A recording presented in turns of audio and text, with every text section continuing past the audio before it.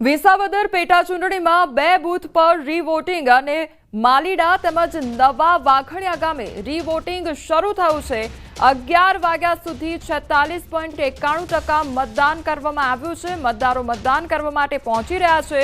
તો આમ આદમી પાર્ટીના ઉમેદવાર ઇટાલિયાએ ફરિયાદ કરી હતી અને બૂથ કેપ્ચરિંગની ફરિયાદ બાદ આ નિર્ણય લેવામાં આવ્યો છે। તો ચુસ્ત પોલીસ બંદોબસ્ત ગોઠવી દેવામાં આવ્યો છે। માલીડામાં પુરુષ 318 અને સ્ત્રી 310 મળી કુલ 628 મતદારો છે।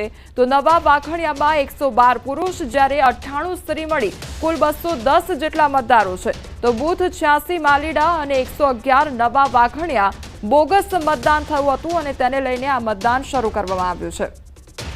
વિસાવદર વિધાનસભા પેટા ચૂંટણીને લઈને 19 જૂનના રોજ મતદાન છે તે થયું હતું અને જેની અંદર આમ આદમી પાર્ટી દ્વારા ગઈકાલે જે સ્ક્રુપી યોજાઈ હતી ને તેની અંદર ફરિયાદ કરાઈ હતી કે જે અમુક ગામો છે ત્યાં બોગસ વોટિંગ થયું છે અને જેની અંદર માલીડા અને જે નવા વાઘણિયા છે ત્યાં બોગસ વોટિંગ અને બૂથ કેપ્ચરિંગની જે ફરિયાદો કરવામાં આવી હતી ને જેને લઈને ચૂંટણી કમિશનર દ્વારા છે તે નિર્ણય લેવામાં આવ્યો અને ગઈકાલે સાંજે નિર્ણય લેવાયો કે માલીડા અને જે નવા વાઘણિયા મતદાન મથક છે ત્યાં ફરી મતદાન કરવામાં આવશે અને હાલ જે રીતે જોઈ શકો છો કે જે માલીડાનું મતદાન મથક છે કે ત્યાં મતદારો છે તે પુનઃ મતદાન કરવા આવી રહ્યા છે।